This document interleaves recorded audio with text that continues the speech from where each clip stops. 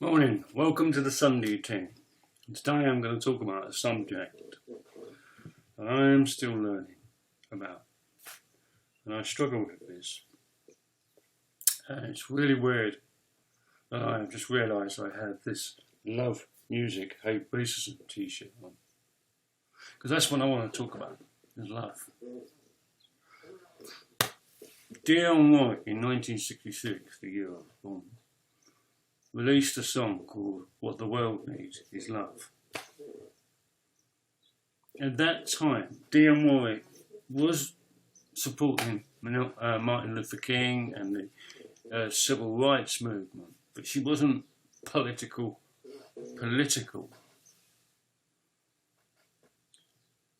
And there's only one thing she could do as a singer, and that was release that single. What the world needs is love. They were in Vietnam. It hadn't reached its height yet of complete chaos. There was a lot of trouble going on around the world, and in America was in this mad state of civil rights. We're talking on levels completely different to today. And it is. It's love that covers a multiple sins. It is the love of God that keeps me alive, I believe. I'm drinking my coffee at the same time now. And, you know, it's what helped me get through the years of drug abuse and all of that sort of stuff. It's the one thing. I, in my time, have heard some of the most anointed men and women of God talk.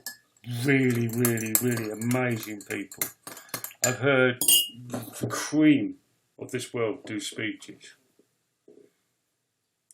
Nothing comes near what my surrogate mum said and my surrogate dad said and agreed with. We hate your lifestyle, but we love you unconditionally. We don't like how you live, basically, but we will love you. There are certain people in this world I know, if my life spiraled out of control again, I could talk to.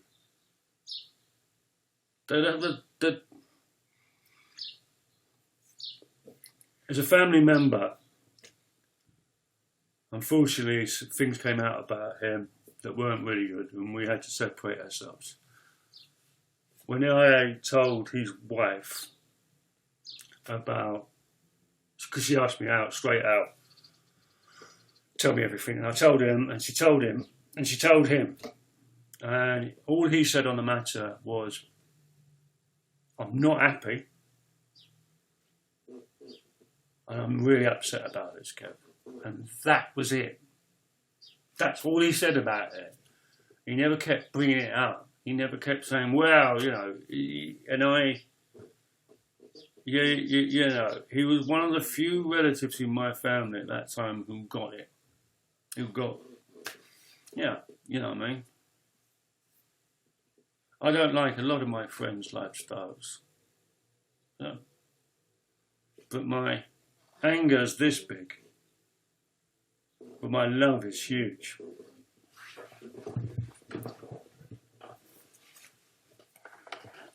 A part of love is acceptance. We accept you for you.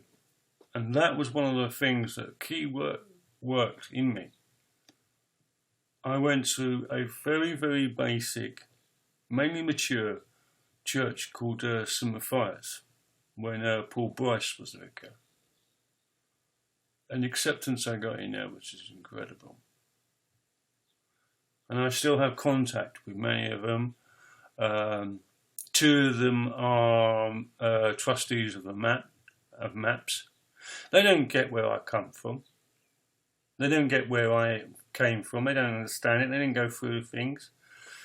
But they know they love.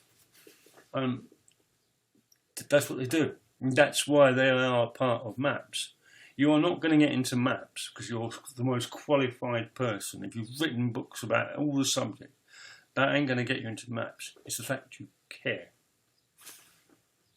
That you will put you to one side and care.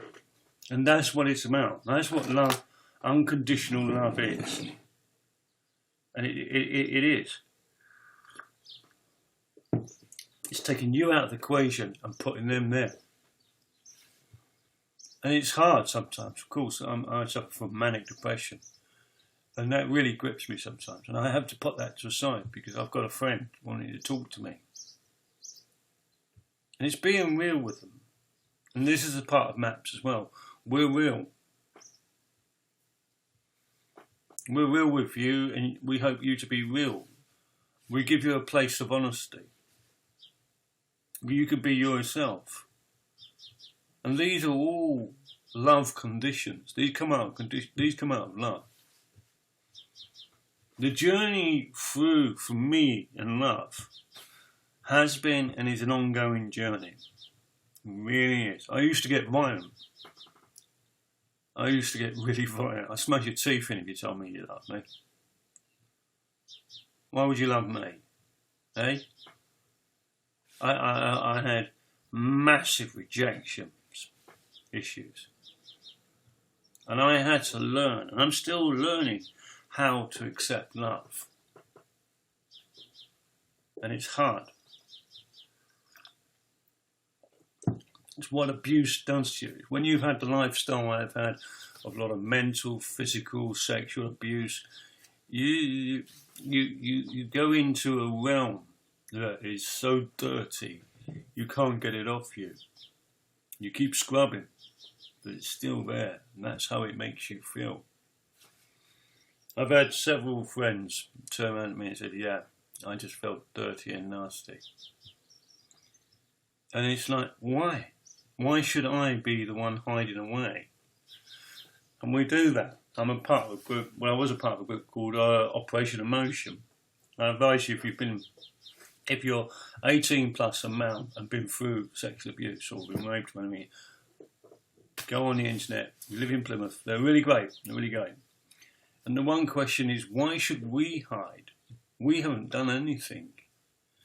You know, one of the lads in there shared something, and I watched it. I watched everybody get what you get, and they all sat there like that. And he said he was huge. I was a kid. He threatened to kill me and my family, and I just went, bing, and it was true. And I watched everyone in the room get it. And it was just like, the least person to say anything that wise and that fantastic said it. And it was true. It was true what he was saying. Why must I be the victim? And that's why I am now a survivor of it. I'm not a victim of it.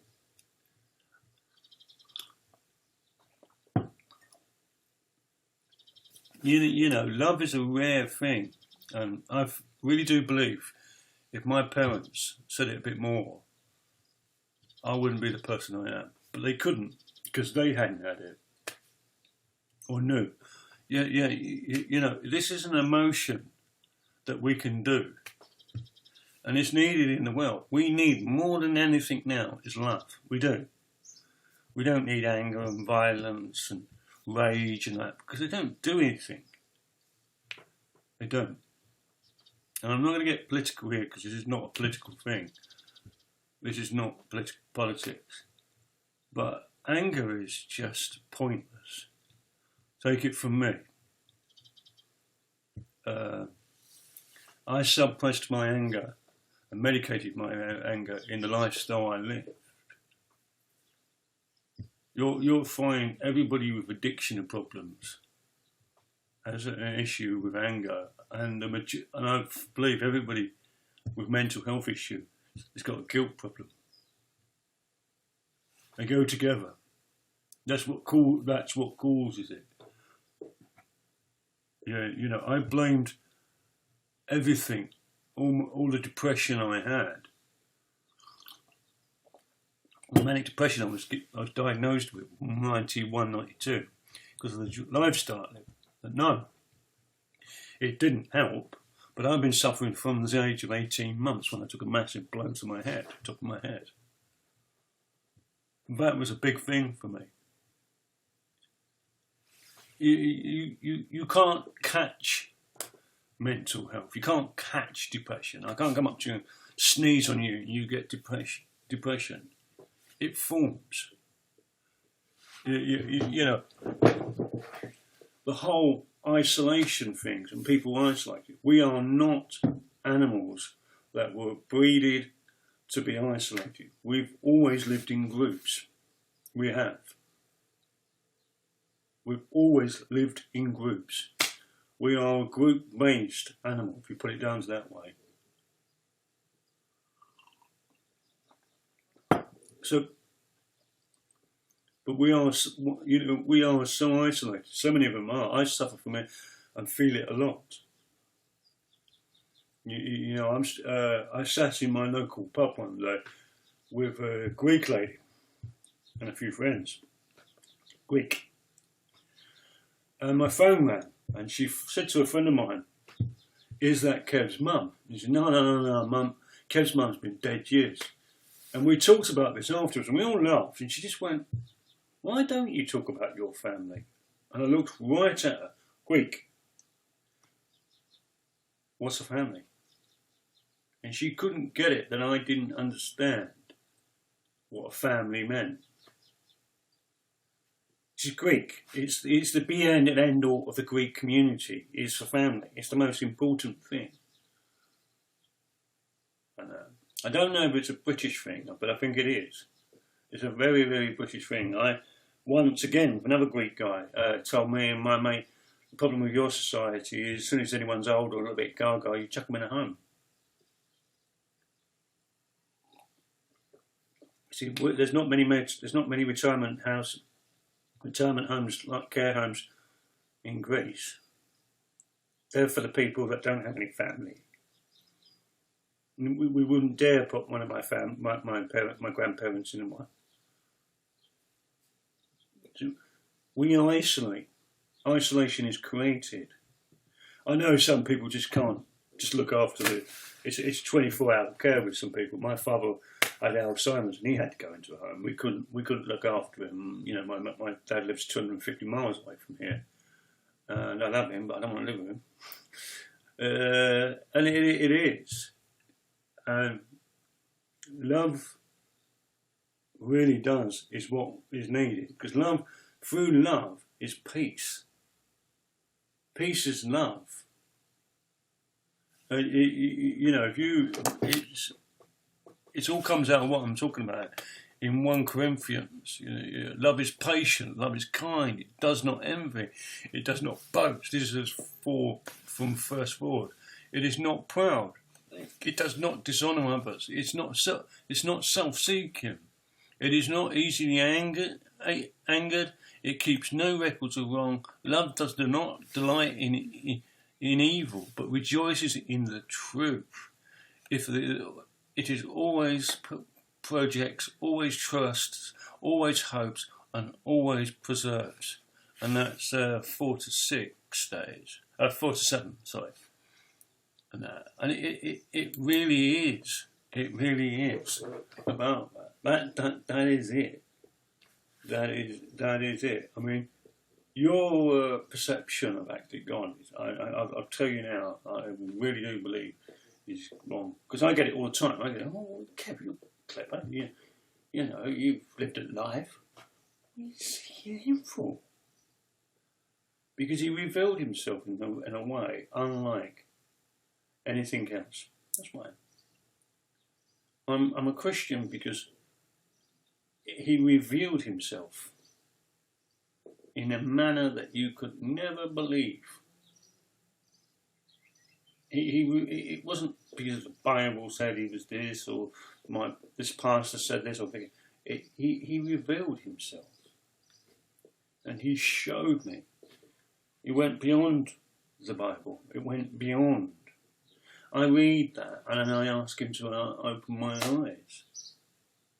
My faith has gone beyond church, gone beyond the Bible. I don't attend any church and won't do. I'm not putting them down. You know, they're just not for me. I'm not saying I'm better than anyone. No, I'm not. I'm all fall short of the glory of God, mate. And one of my key ones I live by. But today, just try a bit of peace, try a bit of love. Forget the world and its rubbish, because it's going to be there tomorrow. How about some love? Thank you for listening. I just want to finish on one thing, and it's the final verse in verse 13 of 1 Corinthians 13. And now these three remain: faith, hope and love. But the greatest of these is love. May your God go with you, and may you have a blessing day. Peace and love.